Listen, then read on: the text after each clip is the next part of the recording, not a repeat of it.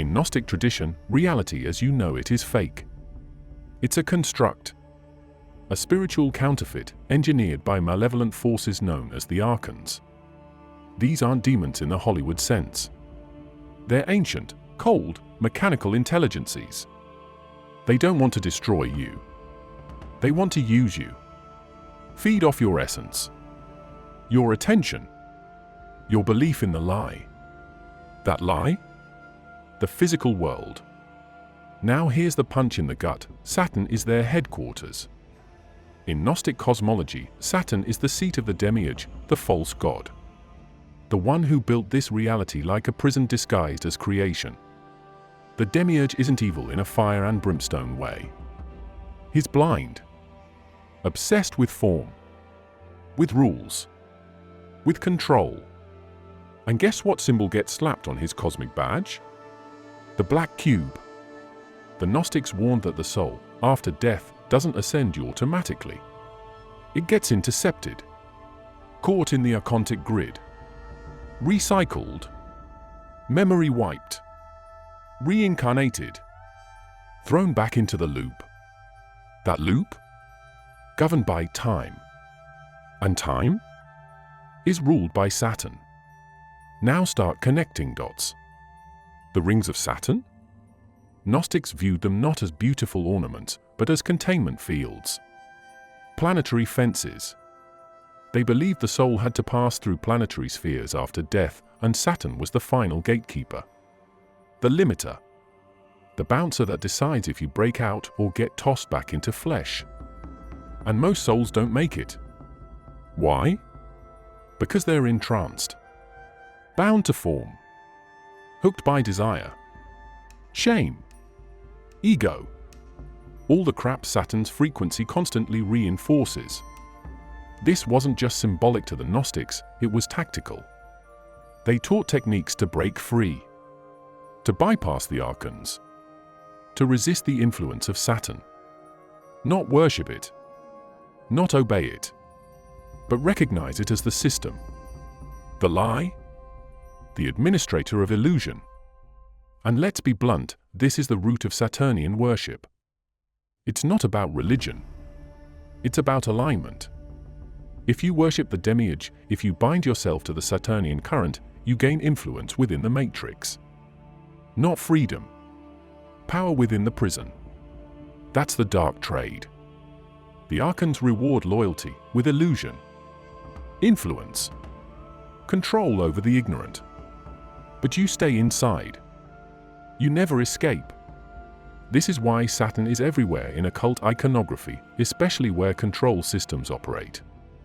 Law, finance, government, organized religion, secret societies. Saturn isn't a symbol of God, it's the symbol of the warden. The one who keeps your soul contained through ritual, repetition, and resonance.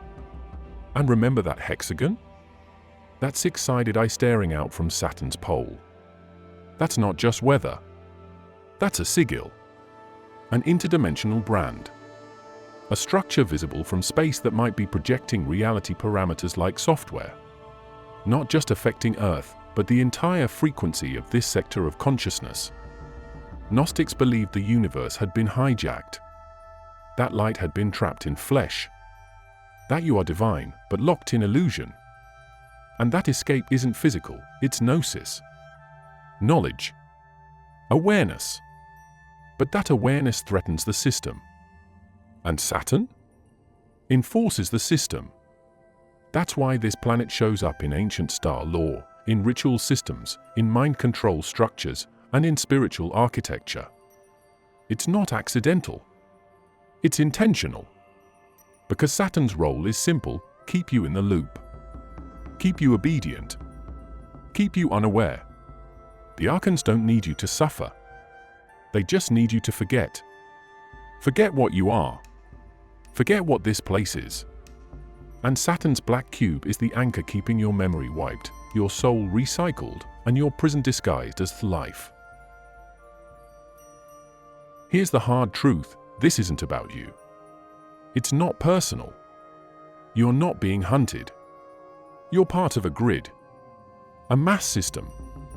A planetary experiment. This is collective psychological architecture, and Saturn is the chief engineer. Start with the obvious: order, structure, hierarchy. Every major civilization, Egyptian, Roman, Babylonian, modern Western, what are they obsessed with? Control, law, time, calendars, discipline, boundaries. The very thing Saturn represents in the occult and astrological frameworks. You think that's coincidence? It's not. It's alignment. These civilizations didn't develop Saturnian systems, they received them. Through priesthoods, through secret orders, through encoded rituals passed down through elite bloodlines. The point wasn't spiritual growth. The point was stability through structure. And who benefits from that? The top.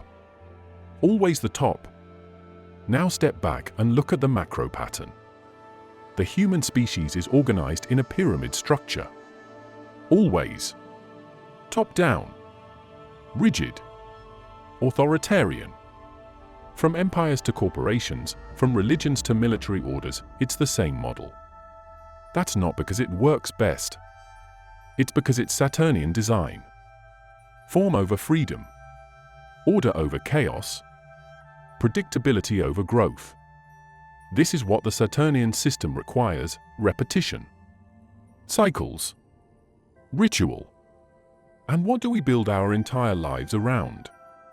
Work weeks, school systems, taxes, holidays, elections, trends, mass entertainment, seasonal movements of thought and behavior.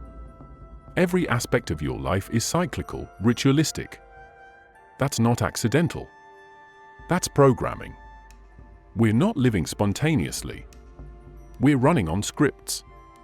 Coded behavior patterns distributed through education, media, religion, tradition. These aren't just cultural quirks, they're Saturnian circuits. And the black cube? It's not just a symbol, it's an operating principle. It defines the grid. Your job? A box. Your house? A box. Your phone, your screen, your food packaging, your coffin, boxes. The shape of confinement. And everywhere, you're told that this is normal. That this is civilization. But it's not. It's containment scaled across billions of minds. And then there's mass trauma. The system doesn't just control, it fractures. It induces crisis. War, famine, collapse, surveillance, pandemics. Why? Because the Saturnian cult knows that collective trauma reboots programming. You don't build obedient societies through peace. You do it through fear, through scarcity, through dependency on a structure that promises order in exchange for submission. This is how the collective psyche gets sculpted. Saturn doesn't need to fight you directly. It just needs you afraid of chaos.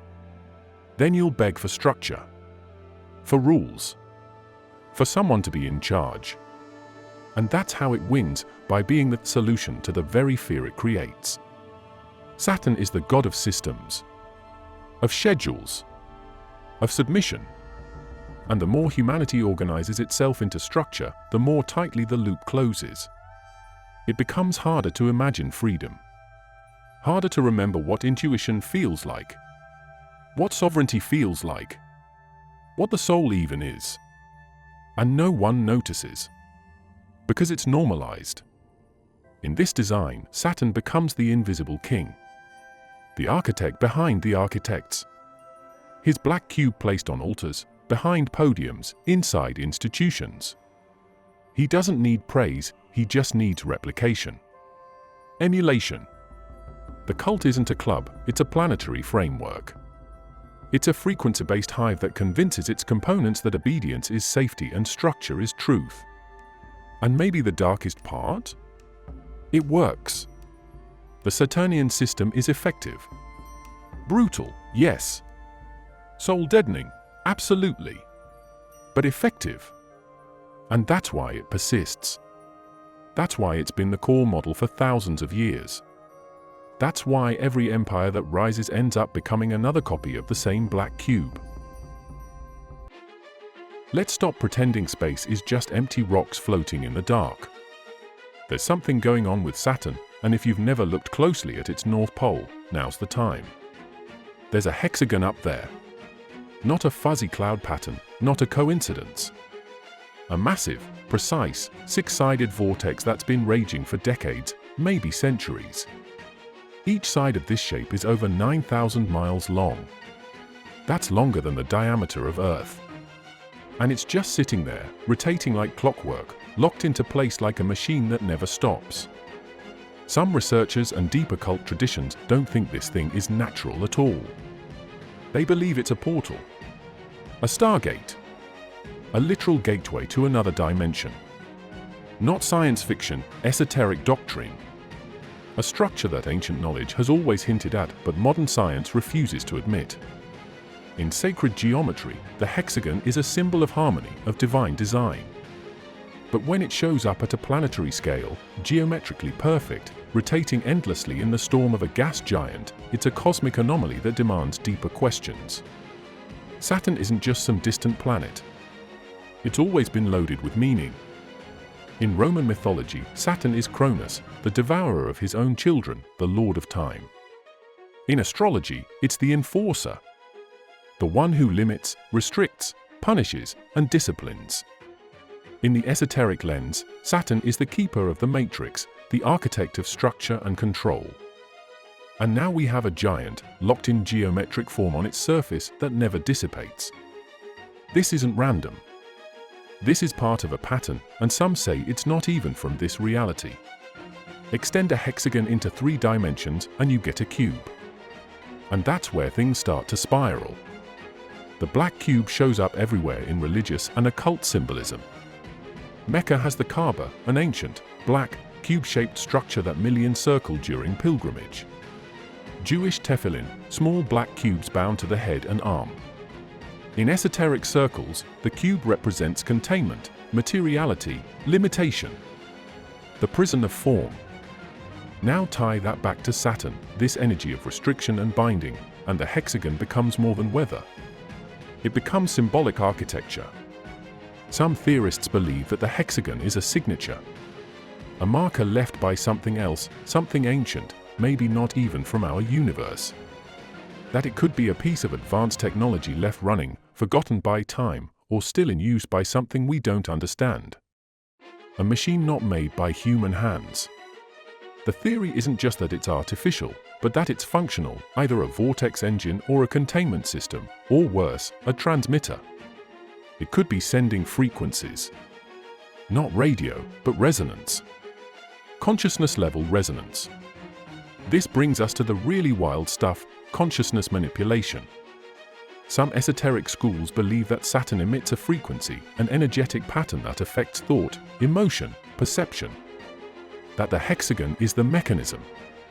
That it's a hyperdimensional device broadcasting a signal that keeps the human mind locked in materialism, time loops, and spiritual amnesia. It's not about aliens watching us, it's about a system already running, influencing you without you ever knowing it. Saturn is not your friendly neighborhood gas giant. It's not just a floating ball of helium with pretty rings. In the deeper layers of occult philosophy, ancient mystery schools, and Gnostic texts, Saturn isn't a planet at all, it's a system. A metaphysical operating system. The control center for this entire dimension. In the Roman pantheon, Saturn is Cronus, the god of time. The god who devoured his children so they couldn't rise up against him. Think about that. He doesn't just rule time, he consumes it. That's not mythology, that's symbolism. He eats cycles. He locks things in repetition. He is the embodiment of the trap. The loop. And in Gnostic cosmology, this isn't just poetic metaphor, it's literal. Saturn is the Demiurge, the blind creator, the builder of the false reality, the false light. Gnostics said the physical world is a lie, a construct. a prison for consciousness. And Saturn? It's the warden, the foreman, the enforcer. And what's his job? To keep you bound to form, to time, to death and rebirth cycles you can't escape. That's why he's worshipped in silence. That's why black robes, black cubes, and black rings are associated with his symbolism. It's all about limitation. It's all about authority. That's not a coincidence, it's a code. And then you look back at that hexagon, that six-sided storm that never breaks. It's a symbol of control locked into motion, an atmospheric anomaly that behaves more like a circuit, a program. The shape isn't just an effect, it's a signature, a fractal imprint of Saturn's role in the matrix of reality. It's not chaos. It's order. Cold, mechanical, ritualistic order. Here's where it gets darker. Time isn't what you think it is. We treat it like a natural flow, a ticking clock. But time, in the Gnostic view, is Saturn's cage. The soul doesn't move freely. It gets cycled, recycled, reincarnated, reprocessed, over and over, until it forgets. Until it complies. And if Saturn is the master of time, then what does that make him? A jailer? A parasite? And the hexagon? A visible part of the machine. This is where the whole concept of Saturn worship enters the picture. Not the public, sanitized version, but the hidden rituals. The cults beneath the surface. Secret societies, ancient bloodlines, priesthoods that venerate Saturn not as a god of love or truth, but as the god of law, of boundary, of restriction. Not morality, but order. Imposed order. The kind that doesn't care about life, it only cares about structure. And what do you get when you worship structure for its own sake? You get systems that crush spirit. You get loops with no exit. You get obedience without meaning. Now connect this back to Saturn's rings. Ancient texts, Babylonian, Greek, even early esoteric Christian writings viewed rings not as ornaments, but barriers. Saturn's rings are the metaphysical borders of the construct. They keep everything inside. They're the celestial version of a lock, a containment field. You don't fly past Saturn in this mythology. You don't break the boundary unless you're invited, or unless you're something outside the system trying to break in. That's why Saturn's position in occult philosophy isn't passive. It's not just sitting there in the sky. It's the firewall, the checkpoint, the place where material form is encoded and managed. And the hexagon? That's your glyph, your QR code, the pattern that says, this place is owned. You ever wonder why the same symbol keeps showing up across totally unrelated cultures, separated by oceans and millennia? Let's start with the Kaaba in Mecca. Millions circle it every year, praying to a black cube wrapped in sacred cloth. That's the centerpiece of one of the largest religions on earth. It predates Islam. Most people don't know that. It was a sacred site long before Muhammad ever walked the desert. It's not about any prophet. It's about the cube, the symbol, the geometry. Now jump over to Judaism. You've got the tefillin, little black boxes strapped to the forehead and arm during morning prayer. Inside are scrolls, yes, but the outer form? A black cube. Ask why it has to be a cube. Ask why that shape matters. It's always the cube.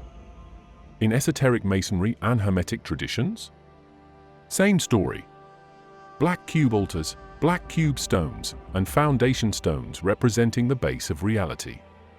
The idea is that the cube represents form, structure, matter. Not in a poetic sense. In a literal, metaphysical, Saturnian sense. The black cube is a symbol of confinement. A symbol of total control. Now here's where it goes off the deep end. The black cube is a three-dimensional projection of a two-dimensional hexagon. That's not a guess. That's geometry. Take a hexagon, fold it up, what do you get? A cube. So that storm on Saturn's north pole? That giant, locked in hexagon, it's the flat blueprint of the cube. It's the fingerprint of the entire Saturnian control system. So when you see a black cube on a monument, in a ritual, on corporate architecture, in fashion, media, or art, you are seeing Saturn. Not symbolically. Literally. You are seeing the encoded presence of a planetary power that ancient cults aligned themselves with. Not to worship some fluffy idea of the divine, but to bind themselves to the structure of reality itself. That's what these cults wanted: control over time, death, rebirth, and form. And if you think this is just old world stuff, look again. In 9/11 memorials. In high-end brand logos. In black cube installations scattered across major cities, New York, Berlin, Melbourne. It's all there. Hiding in plain sight. And they don't explain it. They don't need to. Because this isn't art. This is invocation. Placement. Sympathetic magic. It's broadcasting the cube. Anchoring the frequency of Saturn into collective consciousness without anyone asking questions. And these aren't random placements. The cube is always placed with intention. Surrounded by water. Lit from beneath. Built in areas of power, architecture aligned with ley lines or energetic crossings.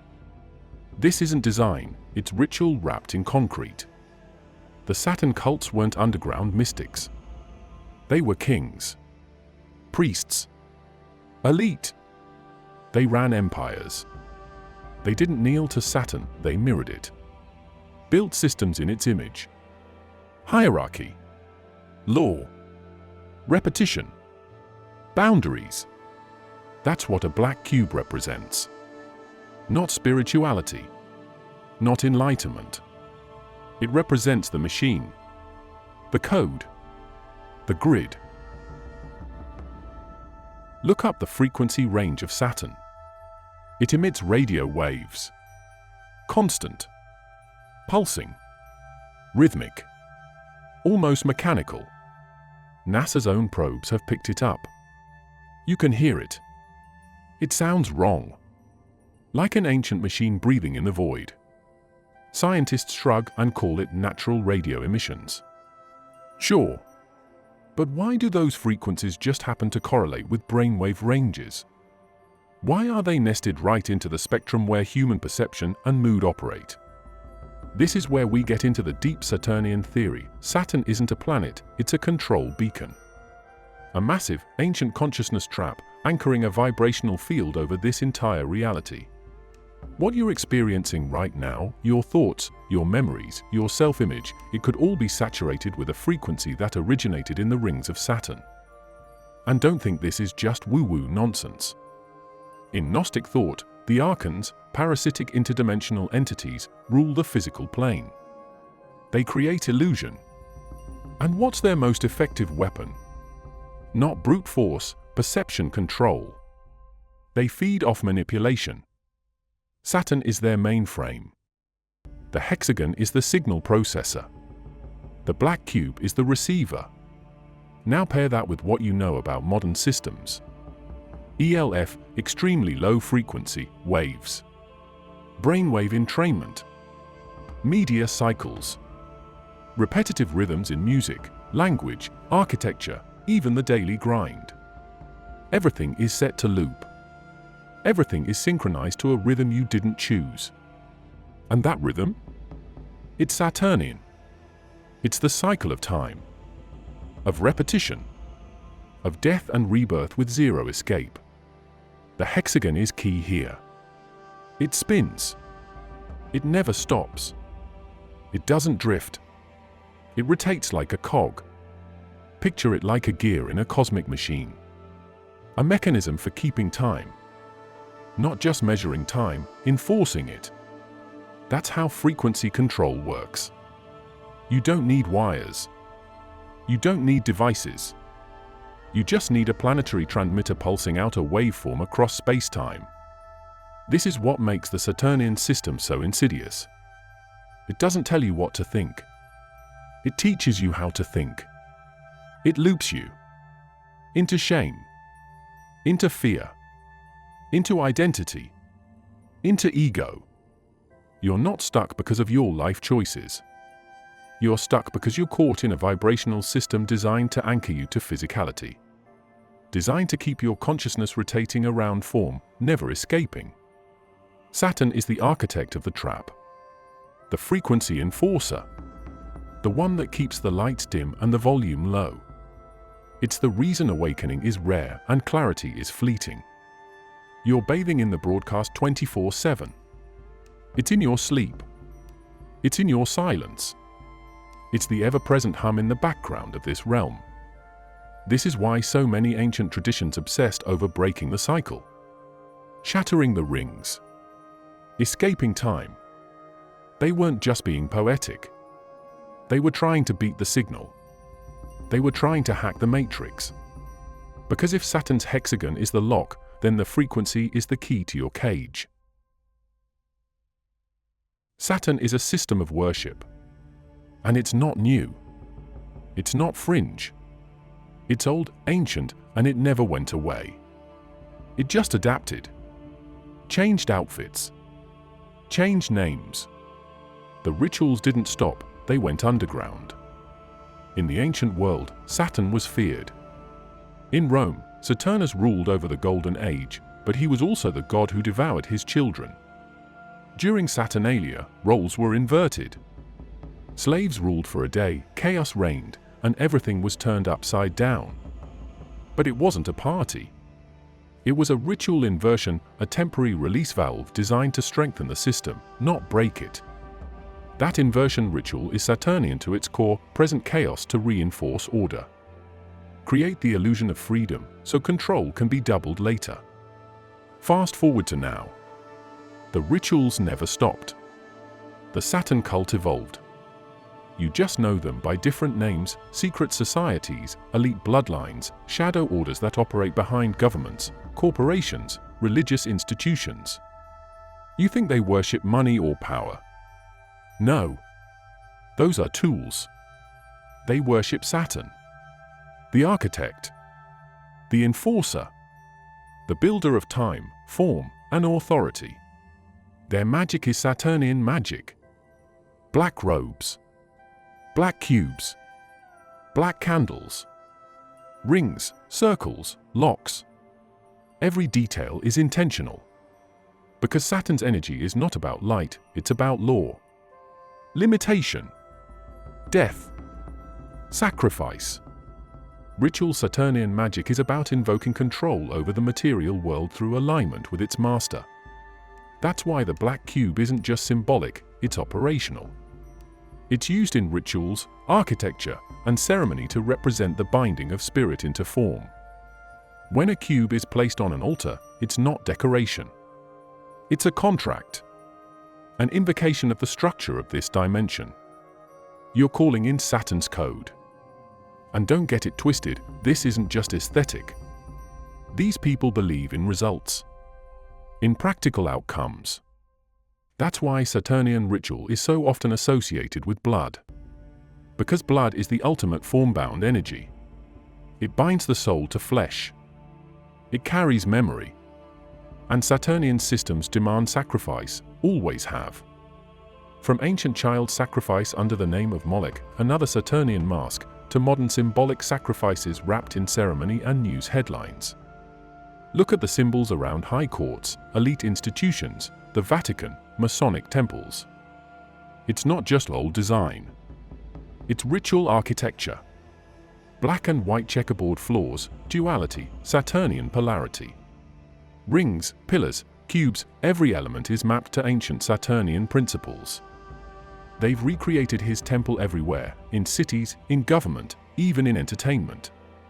The priest class never left. They just stopped calling themselves priests. They became CEOs, heads of intelligence agencies, popes, media moguls, policymakers. But their god never changed. He's still Saturn. And the magic is still being done. Not for awakening. Not for ascension. But for dominion. The esoteric principle here is that Saturn governs form, time, and death. If you want control in this world, you invoke him. You align with that current. You give up freedom to receive authority. You sacrifice light to gain power over darkness. It's a trade. A brutal one. And the cults made that trade a long time ago. That's why their rituals are cold, repetitive, emotionless. Because Saturnian magic is legalistic, not emotional. It's mechanical, symbolic. You don't plead with Saturn, you contract with him. And that's what they've done. Entire civilizations built on Saturnian principles of order, hierarchy, discipline, and sacrifice. If the Saturnian system is conscious, then it doesn't want destruction, it wants compliance. Structure. Order. The replication of itself across all layers of consciousness and matter. And the hexagon? That's the core pattern. The software. The spell. Maybe it's a remnant from another age. Maybe it was placed here. Or maybe Saturn was never just a planet, but a presence. An enforcer of the grid. An anchor point for everything we call normal, but don't dare question. And still, it spins. Constant. Precise. Indifferent. The truth? No one knows exactly what the hexagon is. And maybe we're not meant to. Maybe that's the point. To keep us guessing. Looking up, wondering, spiraling in endless speculation, while the machine keeps running. Maybe the real function of the hexagon is to distract. Now, if you've made it this far, through the myths, the codes, the symbols, the frequencies, and the systems, then you're one of the few. Because most people stop at the surface. But you didn't. You came all the way down. And for that, I want to say, I thank you. Thank you for watching. For thinking. For questioning what you were never supposed to question. This video wasn't about convincing you. It was about laying out the pieces so you could decide what they mean. If this made your head spin, good. That means you're awake. Even if just for a second. So to every one of you who stayed until the end, I appreciate you deeply. Drop a comment, share your theory, and let's keep the conversation going. The rabbit hole doesn't end here. It just opens. Subscribe if you haven't. More is coming. And keep watching the sky.